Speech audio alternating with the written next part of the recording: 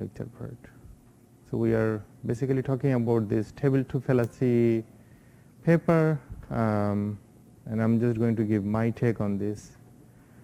To explain about this table 2 fallacy, let me work with a particular example that will probably be easier for us to go through. And during this COVID-19 era, there has been many suspicions about these are the factors that are risk factors, and people are trying to find more about what causes hospitalization due to COVID and stuff like that. And this is one of those research from which so there's that paper. That's not really a paper, that's more of a commentary that someone wrote, and they said that those who were bald were more likely to be hospitalized due to COVID, right? And this at this point, this was happening last year. At this point, this was pretty new disease, and nobody really knew what was going on. So everybody was curious about this, right?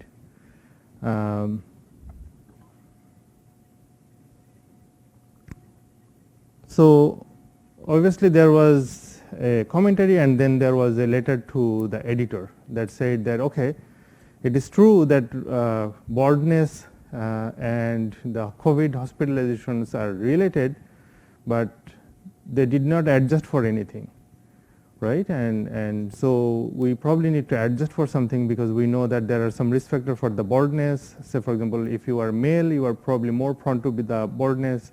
If you are older age, you are more prone to the baldness. So without adjusting for any of those, it probably does not make sense to just get the relationship between these two.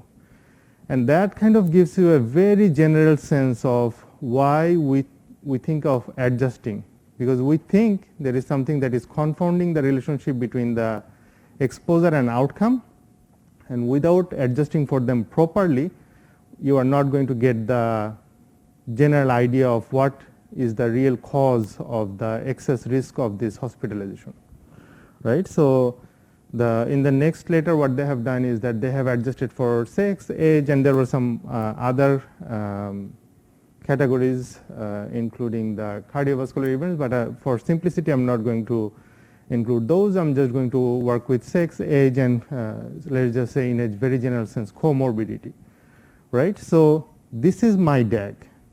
What is a DAG? DAG is basically the illustration of my hypothesis that I think is happening, based on which the relationship is occurring.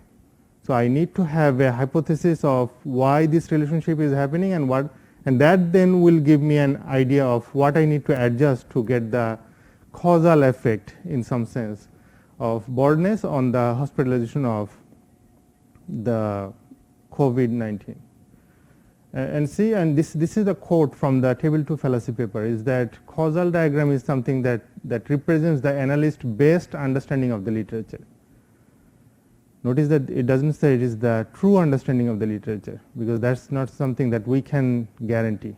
We just want to go with the best understanding of our analysis, because whenever you are presenting an analysis, or whenever you are running a regression, or whenever you are stratifying an analysis, always there is, under some assumption, you are doing all of those conditioning.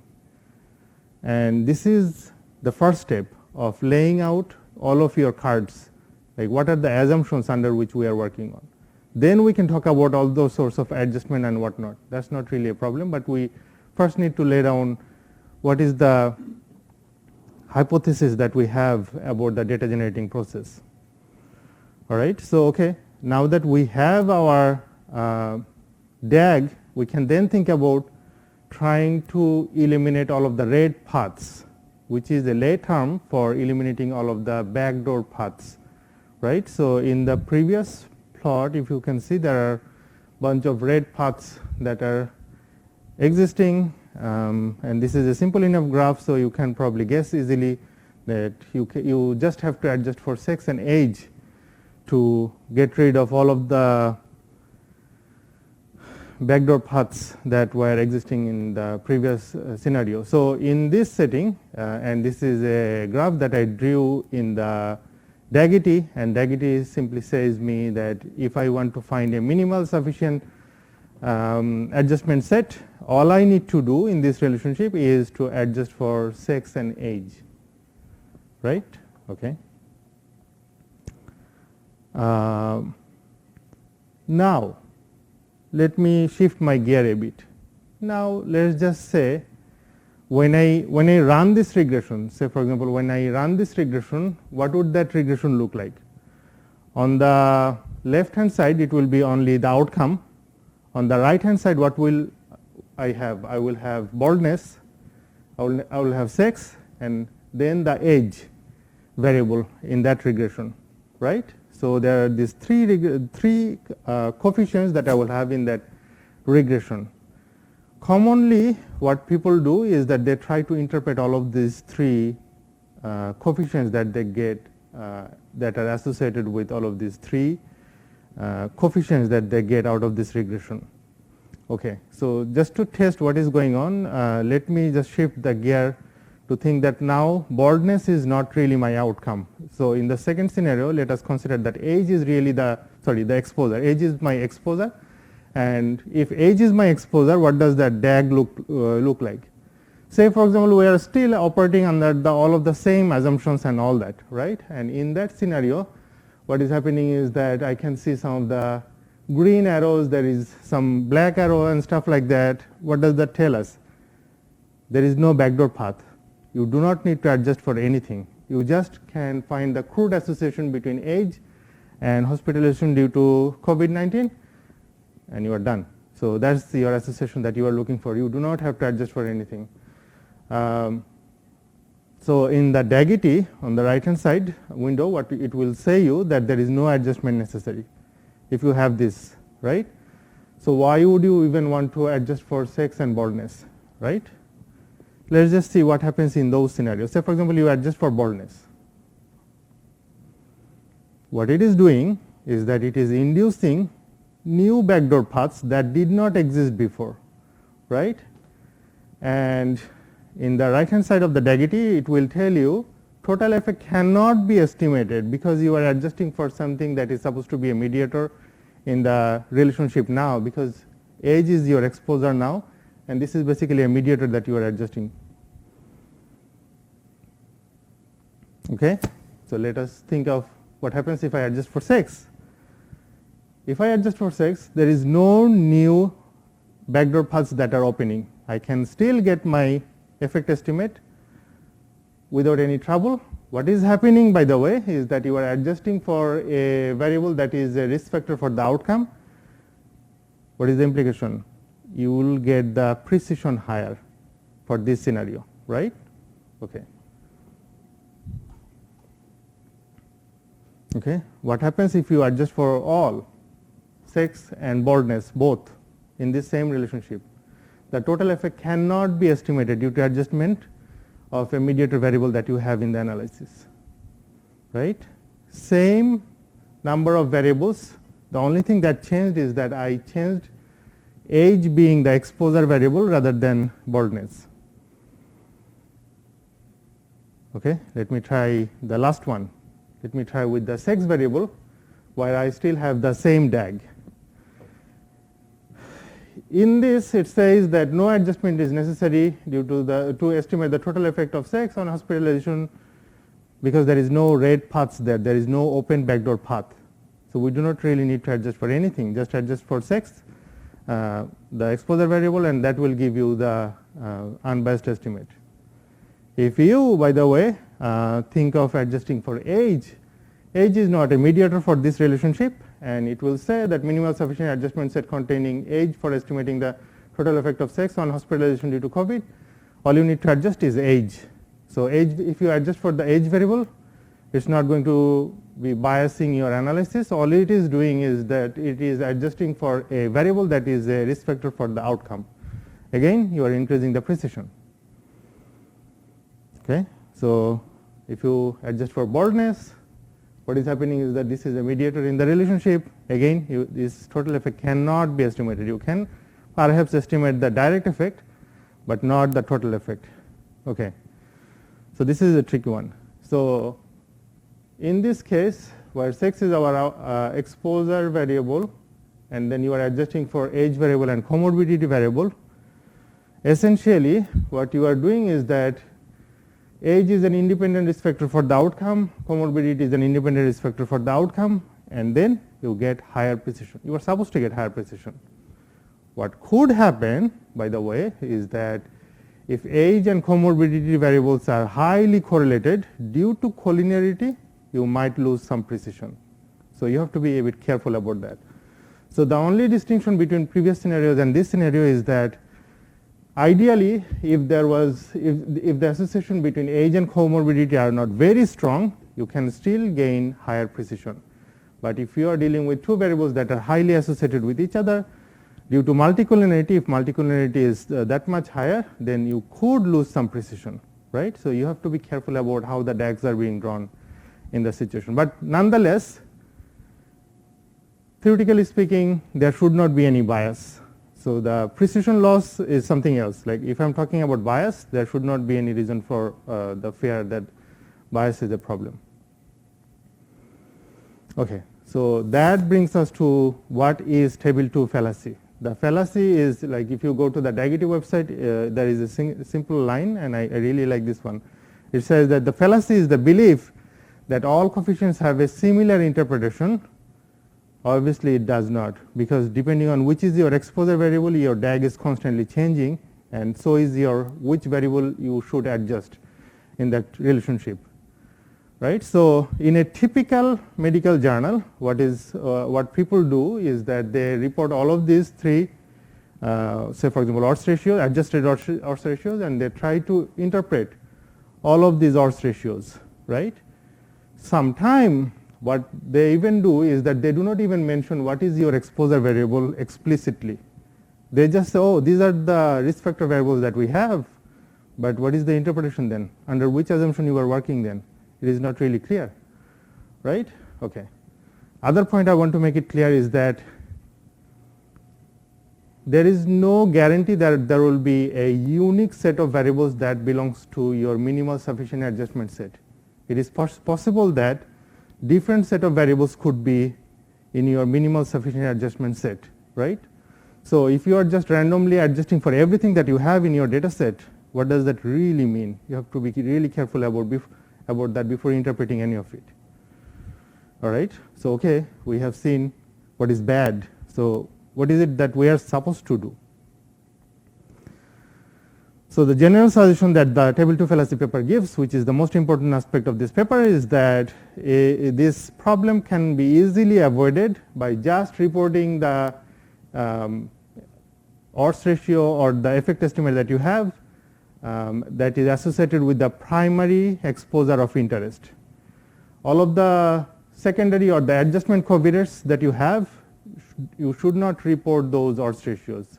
But what you should do is in the footnote, you should at least report which covariates you have adjusted, because as you know, there can be many different adjustment sets to come up with the unbiased estimate. So you have to report which set you have adjusted to come up with this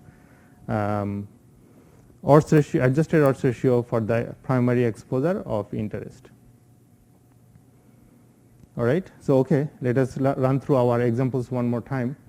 So if this was our case, that the baldness was our primary exposure of interest and we are adjusting for age and sex, you have to be very careful in explaining why you are adjusting for those. You are adjusting for those because there were backdoor paths that were existing, and you are adjusting for those so that you can remove confounding from your relationship. You could have adjusted for comorbidity. You are not doing that, by the way. You are just concentrating on the bias.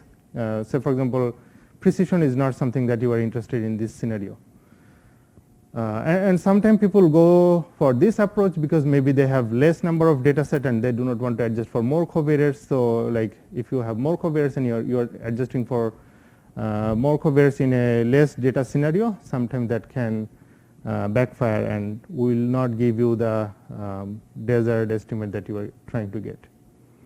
All right, let's just try to go through the second scenario. The second scenario, age was our exposure variable, and we are adjusting for the sex variable.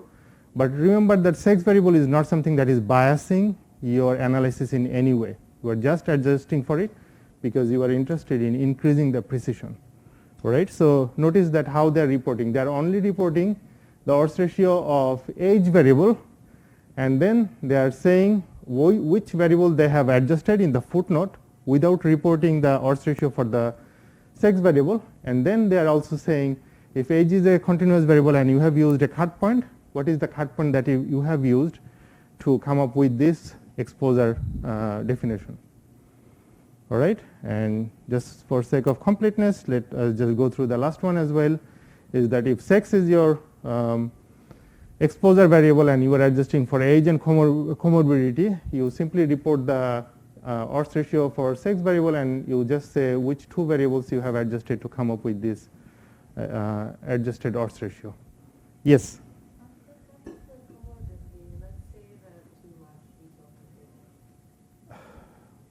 I have seen both ways, because you know comorbidity is a general concept people should know about. Generally speaking, we expect them to know about. They may not know exactly which variables you have included to make this definition, but that is probably not as important because people have a general understanding what do you mean by comorbidity.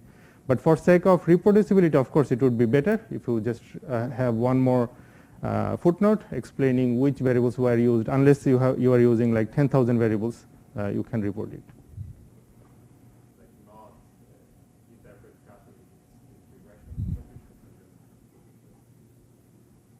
Okay, let us take this paper for example. So this paper was, as they have claimed, this is a descriptive paper, and that's one of the reasons why they did not adjust for anything. And that is the key. If you are just exploring, like one of the goals of inference could be exploration or descriptive analysis, right? In your descriptive analysis, you can do whatever. You can do all sorts of unadjusted analysis, and you can just report them as is without adjusting for anything.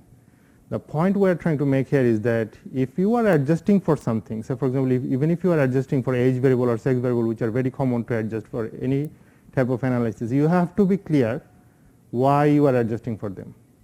Right? So like if you are saying that I have done a descriptive analysis, just say so.